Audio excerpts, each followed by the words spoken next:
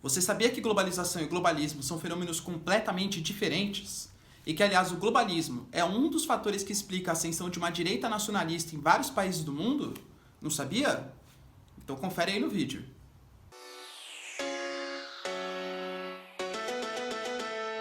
Fala galera, beleza? Vocês também estão legais, tranquilos de boa? Então tá, ó. Meu nome é Ricardo Marcílio, e tô aqui para tratar com vocês hoje dois fenômenos bastante distintos, tá? Que têm nomes parecidos, que é a globalização e o globalismo. Talvez vocês, que são um pouco mais antenados aí em ciências humanas e tal, saibam explicar o que é globalização. Afinal, com certeza, seu professor de geografia já falou muito sobre esse fenômeno. Vamos falar rapidinho sobre isso? A globalização é um fenômeno que promove a maior integração entre países, entre povos, entre economias, entre informações. A globalização, ela começou lá no século XVI, com as grandes navegações, aquele processo dos europeus conquistarem a América, tudo tal, e foi se intensificando cada vez mais, porque cada vez mais os países estavam se integrando, ok? A gente fala que o grande momento da globalização é quando as redes geográficas começam a ficar mais intensas, elas começam a se desenvolver com muito mais intensidade. E aí a rede geográfica material, que são as redes de transporte, tal como rodovia, ferrovia, hidrovia, aerovia, por exemplo, a gente pode tomar como referência, vai. A gente fala que as grandes navegações é o início do processo de globalização. Lá durante as grandes navegações século XVI, para um português sair de Portugal e chegar até o Brasil, demorava em questão de 4, 5 meses. Hoje em dia, a gente consegue fazer isso em questão de horas, num avião, ok? Então, a globalização, ela promoveu essa migração mais intensa, né, muito mais rápida. Mas se as redes materiais, as redes de transporte melhoraram muito, a rede imaterial, que é a rede de comunicação, ela melhorou ainda mais. Por exemplo, a gente consegue saber um fenômeno que está acontecendo lá no outro lado do mundo ao mesmo tempo. Não sei se vocês sabem, só curiosidade. O Brasil ele consegue sua independência, proclama sua república em 1889. Quando é 1930 que o Getúlio Vargas assume o poder, ele começa a tentar interiorizar o Brasil através dos sertanistas, e ele descobre que várias pessoas do Brasil nem sabiam que o Brasil ainda não era um império, que o Brasil já tinha virado república. Por quê? Porque a comunicação era muito pouco eficiente. E então o avanço das redes imateriais, das redes de comunicação, a internet, o telefone,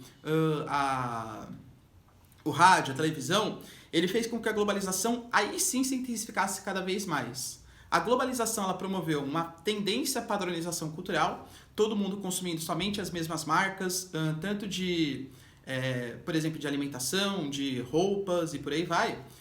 E uma globalização também promoveu uma tendência de padronização nos costumes. Todo mundo consumindo a principal indústria cultural do mundo, que no caso dos Estados Unidos, né, o tal do American Way of Life.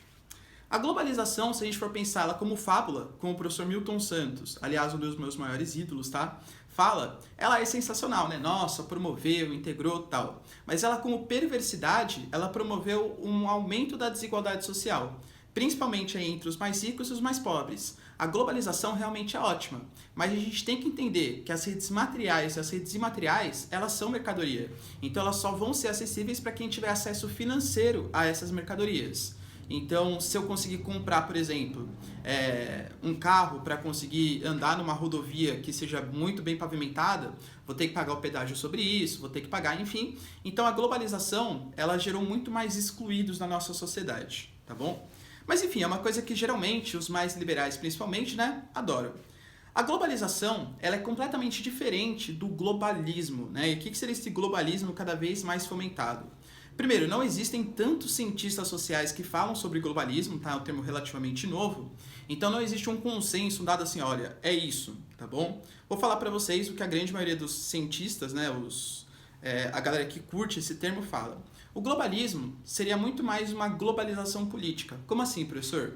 A criação de instituições através de burocratas que visem controlar o mundo. Como assim? Vamos pegar, por exemplo, organismos que sintetizem o que seria o globalismo. O globalismo ele começa a se intensificar, essa globalização política, muito mais pós-Segunda Guerra Mundial. A gente, lá, a Conferência de Bretton Woods, em 1944, que já vai estabelecer uma tentativa de burocratas estabelecerem um livre comércio, o fim do protecionismo, é criado o FMI, é criado o BERD, né, o Banco Mundial. A gente vai ter a criação do GATT, que depois vira a OMC, Organização Mundial do Comércio, que tenta promover uma livre circulação de mercadorias. A gente vai ter a criação da ONU com seus mais diversos órgãos, né? A FAO, por exemplo, a Unicef, enfim, a ONU mesmo com o Conselho de Segurança, falando quais são os países que têm que sofrer intervenção, quais são os países que não devem sofrer intervenção. Ou seja, existe uma criação de vários organismos internacionais que vão começar a ditar regras para os países. Então seria uma espécie, tô ferindo a soberania nacional de cada país em nome de um bem comum. Porque essas grandes organizações, por que elas foram criadas? A ONU, por exemplo, a Organização das Nações Unidas, para que ela foi criada? Ela foi criada no contexto pós-Segunda Guerra Mundial com o intuito de prevenir novas guerras. Então, com o intuito de prevenir novas guerras, de prevenir a fome, de prevenir, enfim, outros problemas sociais, eu, país, abro mão de um pedaço da minha soberania em nome de um ideal maior. E aí tudo que a ONU falar, eu vou ter que seguir a recomendação, tudo que a OMC falar, eu vou ter que seguir a recomendação e por aí vai, tá bom? A gente percebe que o globalismo, né, essa teoria aí, essa hipótese, aliás, ela está ficando cada vez mais evidente até com os próprios acordos internacionais climáticos. Por exemplo, a Rio 92. A Rio 92 criou um inimigo, que era o gás carbônico, que precisava ser combatido. E a partir disso, instalou-se o Protocolo de Quioto, que visava reduzir as emissões de gás carbônico. O Protocolo de Quioto acabou não dando certo. Teve a transformação para a Conferência de Paris, né, para o Acordo de Paris lá em 2015, que estabeleceu que os países eles têm sim que controlar suas emissões de gás carbônico. E aí os países que não seguirem, né, que não conseguirem seguir essas recomendações, eles vão ser punidos até pela questão financeira e, de novo, né, em nome de um bem comum, que seria a preservação da biodiversidade, que seria a preservação, ou pelo menos a redução do aquecimento global, tá bom? Quando a gente percebe que isso vem acontecendo, o Trump, ele é totalmente contra, né? O Trump ele é um cara muito nacionalista. Ele é um cara totalmente contra esses grandes acordos internacionais. A gente percebe isso com ele saindo, por exemplo, do órgão de direitos humanos da ONU. Ele saiu porque ele não concordava com algumas posturas. Ele saiu do Acordo de Paris porque ele não concordava com burocratas internacionais falando o que os Estados Unidos deveriam produzir de gás carbônico e o que não deveria. Ele quer se comprometer, teoricamente, sozinho a não emitir gás carbônico, mas sem ter nenhum tipo de ferimento à soberania nacional, tá bom? A própria população francesa, isso a mídia pouco fala, tá? Mas o aumento do preço dos combustíveis, que gerou esse monte de protesto dos coletes amarelos, ele foi criado justamente para a população pagar o dinheiro a mais nos combustíveis para criar um fundo que vai ajudar a França no futuro a transformar sua matriz de transporte numa matriz elétrica, ou seja, os motores a combustão serem trocados por motores elétricos, tudo isso visando também o Acordo de Paris. Ou seja, a população francesa não gostou, né, se manifestou contra isso, mostrando que eles estão muito mais preocupados com o sentimento da nação do que propriamente com um bem comum, com esses acordos internacionais. E a gente percebe que esses presidentes, esses grandes líderes, né, que têm esse discurso mais de direita, mais nacionalista, eles vêm ganhando bastante popularidade. O Trump nos Estados Unidos, mesmo o Bolsonaro aqui no Brasil já anunciou que se o Acordo de Paris fizer mal para o Brasil, ele não vê nenhum problema em sair. O próprio Macron na França sendo muito criticado porque aparentemente ele liga mais para essas corporações do que para o próprio bem-estar da França. E a Marine Le Pen, né, ganhando popularidade na França e tal, e outros governantes aí também de direita, uma direita mais nacionalista, que prega essa separação dos estados. Professor, mas você realmente acha então que existem burocratas que querem ficar ferindo a soberania nacional?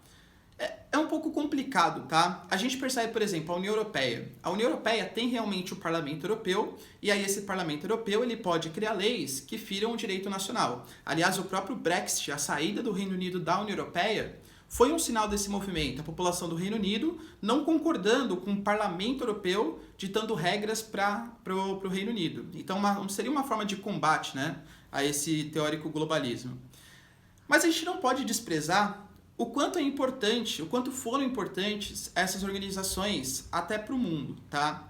Não estou falando, obviamente, que a ONU é perfeita. A Organização das Nações Unidas, ela nasceu com uma série de problemas e, convenhamos, como um organismo que tenta conciliar o interesse de todas as nações, é praticamente impossível conseguir agradar a todos. Mas vamos perceber? Qual foi a grande guerra que aconteceu desde a Segunda Guerra Mundial? As guerras acontecem, mas muito mais nos países periféricos do que nos países centrais. Galera, na Europa, esse período de paz que acontece, a gente vê, por exemplo, a Merkel na Alemanha conversando com o Macron, uma paz entre a Alemanha e a França, isso é exceção, tá? A regra é guerra, a regra são os conflitos. Poxa, a OMC, ela tenta promover um livre comércio. Talvez se não tivesse a OMC querendo abaixar as tarifas alfandegárias, talvez a gente tivesse muito mais conflitos por aí pelas questões econômicas. Então essas grandes organizações, por exemplo, o combate ao aquecimento global é super importante. São vários cientistas mostrando uma série de evidências que o aquecimento global existe. Claro que não é um consenso, tá? Mas a maior parte dos cientistas diz sim que o aquecimento global existe. Então é importante existirem burocratas para ficar definindo um comportamento que os países vão ter que seguir para que isso beneficie toda a população, ok?